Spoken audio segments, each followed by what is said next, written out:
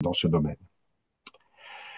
Les programmes des séances d'éducation thérapeutique abordent toujours la maladie, les traitements, les exacerbations, l'activité physique, le réentraînement à l'effort, mais plus rarement des sujets plus personnels et ou plus intimes.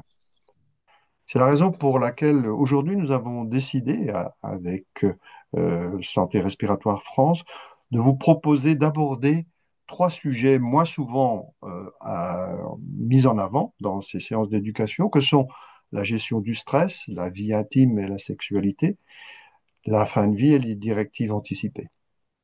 Pour cette raison, nous avons fait appel à trois spécialistes. Christiane, patiente experte, qui va nous parler de la gestion du stress. Stéphanie Groslo, qui est médecin pneumologue et de soins palliatifs, et Caroline Divernois, qui est experte en éducation à la santé et qui va nous parler de la vie intime et de la sexualité. Sans plus attendre, je passe la main à Christiane Pochuli, qui va nous parler de la gestion du stress. Christiane, c'est à toi. Bonjour à tous et merci Jean-Marie pour ton introduction. Je ne vais pas vous parler tout de suite. D'emblée, je vais vous proposer un moment de pause, une pause respiratoire. Donc voilà, on va d'abord voir, euh, regarder comment vous vous tenez. Tenez-vous, je suppose que vous êtes assis sur une chaise ou un fauteuil. Tenez-vous droit, tout simplement, mais sans être raide, juste souple, droit. Vous posez vos deux mains sur vos cuisses, ce qui permet aussi de détendre vos épaules. Et très important, vos deux pieds sont bien posés à plat sur le sol. Je vois des jambes qui se déplient, bien à plat et parallèles. Comme ça, voilà, votre dos est mieux tenu quand vos deux jambes sont bien stables sur le sol. Si vous voulez, au moment où l'exercice commencera, vous pourrez fermer les yeux, mais vous ne les fermez pas si vous ne voulez pas. Alors, on va faire une respiration en quatre temps. Les quatre temps seront inspire pendant 4 secondes, et petit temps de pause pendant 3 secondes. Petit temps de pause, ça veut dire on ne respire pas. Expire pendant 6 secondes et petit temps de pause pendant 3 secondes. Et pendant ces temps d'inspire, de pause et d'expire et de pause, je compterai. Comme ça, vous n'aurez pas à le faire. Donc, si tout le monde est prêt, je vous propose d'y aller. Inspire. Un, 2, 3, 4. Temps de pause. Un, 2, 3. Expire. Un, 2, 3, 4, 5, 6. Temps de pause. Un, 2, 3. Et on recommence. Inspire. Un, 2, 3, 4. Temps de pause. Un, 2, 3. Expire. Un, 2, 3, 4, 5, 6. Temps de pause. Un, 2, 3. Une dernière fois. Inspire. Un, 2, 3, 4. Temps de pause. Un, 2, 3. Expire. Un, 2, 3, 4, 5, 6. Temps de pause. Un, 2, 3. Alors, en l'exercice, il est recommandé de le faire entre 5 à 10 fois selon votre envie, le temps que vous avez. Vous pouvez ouvrir les yeux, j'ai oublié de vous le dire. Alors, en 2 minutes, en fait, de cet exercice, tout peut changer. Le cœur se calme, la respiration ralentit et l'esprit peut prendre du recul et rester clair. Et c'est tout, pas besoin de coussins de méditation, d'encens, d'applis, de rituels particuliers. Simplement être en contact, vous et votre respiration. Alors, respirer consciemment, comme vous venez, je l'espère, de le faire, Finalement, c'est comme trouver un peu la télécommande de son cerveau, parce qu'il y a énormément de liens entre le cerveau et la respiration. Il y a même que des liens, pratiquement. Et donc, cette télécommande, elle est disponible à tout moment à l'intérieur de vous. Où que vous soyez, quoi que vous fassiez, elle est là, à l'intérieur de vous. C'est une ressource extrêmement précieuse. Donc, il n'y a pas d'effet secondaire. Et cette simplicité, cette puissance finalement de la respiration peut totalement transformer vos journées. En effet, nous respirons 20 000 fois par jour, la plupart du temps sans y penser, hein. Sauf que ça devient beaucoup plus compliqué pour les malades respiratoires qui, eux, vont manquer de souffle à cause de la maladie. Et il est très facile, je le sais comme vous tous, de paniquer quand on a un effort qui nous met en difficulté, et même au repos parfois d'ailleurs, et de ressentir cette anxiété. C'est facile, ça vient très vite, l'anxiété, la crainte que notre respiration ne soit pas efficace, n'amène pas assez d'oxygène à notre corps. Et c'est complètement normal, puisque la respiration, c'est une fonction vitale du corps. Le poumon, c'est un organe vital. D'ailleurs, on dit bien rendre son souffle. L'expression dit bien à quel point c'est un organe vital. Donc, ressentir trop de l'essoufflement, c'est avoir peur de l'asphyxie. Et l'asphyxie, c'est l'idée de la mort qui n'est jamais très loin dans ces moments-là. Donc, c'est normal que ça angoisse immédiatement. Alors, il se passe en plus un mécanisme euh, pervers, disons. Qu'est-ce qui se passe? L'essoufflement nous stresse.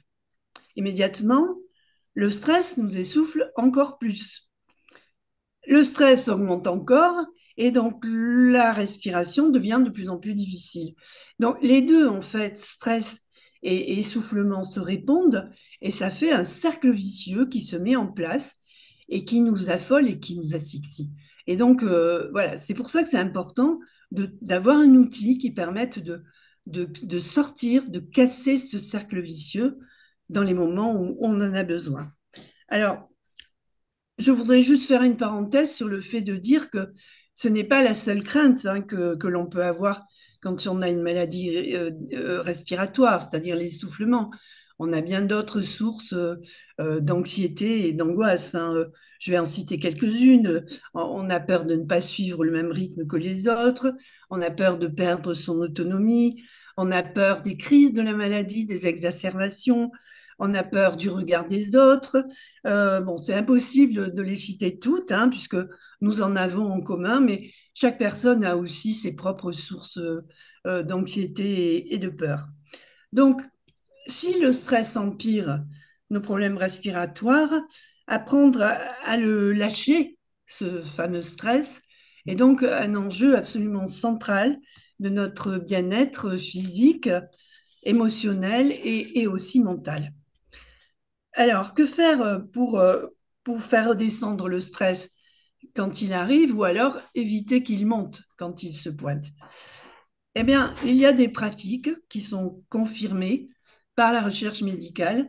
Ce sont celles dont je vais vous parler. Ici, rien de folklorique, hein. Nous sommes une association dans laquelle un tiers des membres sont des soignants, donc on ne raconte pas des choses qui sont fausses, on raconte des choses qui sont vraiment bâties sur le savoir médical, les études scientifiques. Donc il y a deux types de pratiques, celles que j'appellerais les pratiques plaisir, hein, que sont les activités manuelles, les activités artistiques, le contact avec la nature le plus souvent que vous pouvez, ça c'est très très important.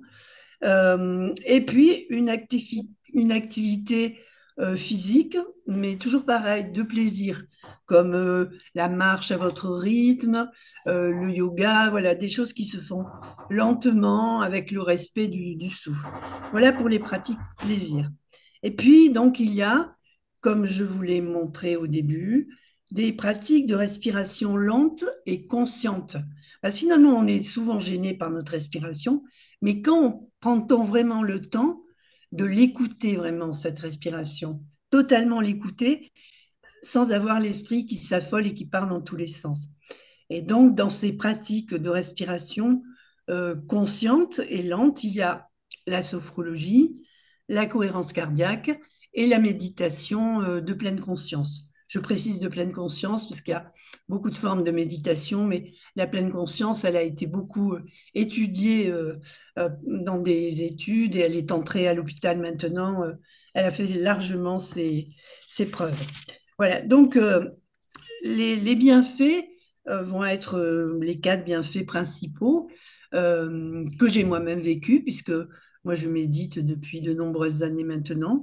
Donc c'est réduire l'anxiété, la dépression et les niveaux de stress, calmer nos émotions et aussi récupérer plus rapidement du stress. Nos systèmes, aussi bien circulatoires que nerveux, vont s'apaiser plus rapidement quand on utilise sa respiration pour se calmer, en fait. Et enfin, une chose qui n'est pas négligeable pour nous, malades respiratoires, c'est que cette respiration lente, consciente, va équilibrer les niveaux d'oxygène et de dioxyde de carbone dans notre sang, de dioxyde, pardon, de carbone dans notre sang. Donc, vous voyez le rôle très important, l'apport très important pour nous. Alors, comment on s'y prend? Ça, si vous devez vous dire, c'est bien joli, mais comment je fais bon. Et alors, en fait, déjà, la première chose, c'est ne pas bloquer dans sa tête, vous dire, ouais, bon, on me demande de respirer alors que j'ai du mal à respirer. Bon, dites-vous une chose toute simple, vous n'avez rien à perdre. Je n'ai rien à perdre à essayer, absolument rien. Donc, laissez-vous, autorisez-vous à expérimenter ces outils dont je vous ai parlé.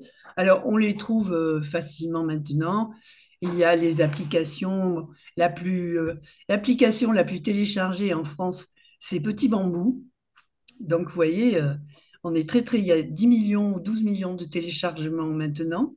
Nous avons sur notre chaîne YouTube une série qui s'appelle Respimove, dans laquelle vous trouverez des exercices respiratoires comme ceux que je vous ai fait faire, vous ai demandé de faire au début. Et voilà, donc expérimentez, allez-y.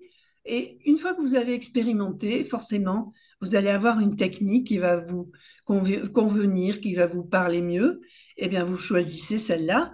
Et puis, ben, il faut vous entraîner.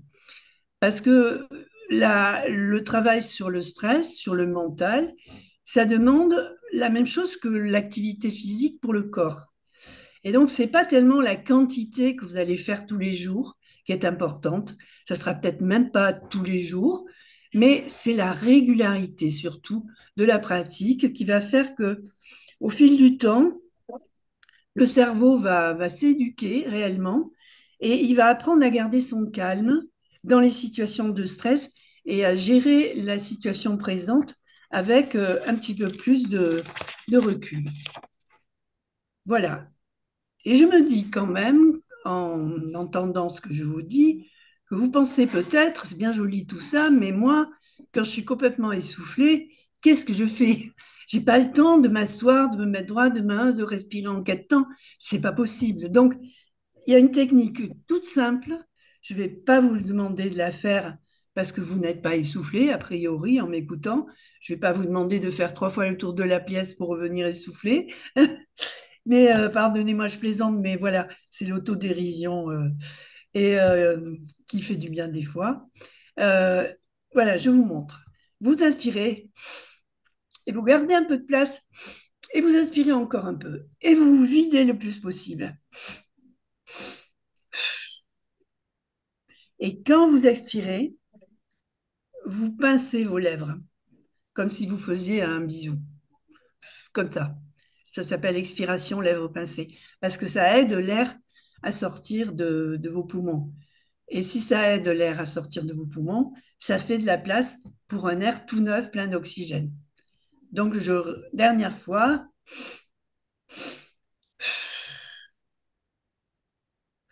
où que vous soyez, ça, c'est une chose que vous pouvez faire dans l'urgence quand vous vous sentez pas bien.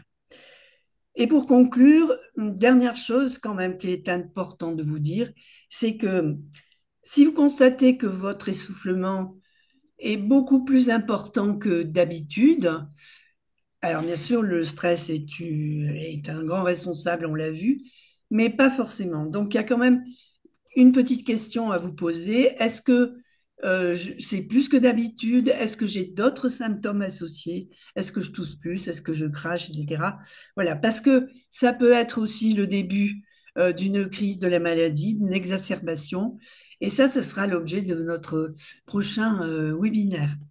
Je vous remercie. Merci beaucoup, Christiane, de cette intervention toujours brillante et claire et qui donne envie de faire, justement, et gérer ce stress, cette peur, et comme tu le disais fort justement, cette peur de mourir. Il faut oser mettre en place ces activités. Et comme tu le disais, il n'y a rien à perdre, mais le plus difficile, c'est de vider. En général, les patients gonflent et ils ont Oui, du mal à expirer, à oui, vider. Et c'est la dernière, le petit dernier exercice que nous a montré hyper important. Et puis, éduquer le cerveau, s'entraîner, le répéter régulièrement, donc pour anticiper la gestion, c'était extrêmement important. Et en éduquant le cerveau, on va le tromper, le cerveau. Et en trompant le cerveau, on va apaiser l'esprit, comme on dit. Et donc apaiser, comme tu dis, l'anxiété, la dépression, les émotions, et donc une récupération plus rapide. Vraiment un grand merci encore, Christiane, de ton expertise, du merci Jean-Marie. vécu en Ouais, plus, c'est le vécu, tu sais, c'est le vécu. Des voilà, années de et pratique qui servira et d'études à aussi. tous les patients qui auront la chance et le plaisir d'écouter ce webinaire et de t'écouter.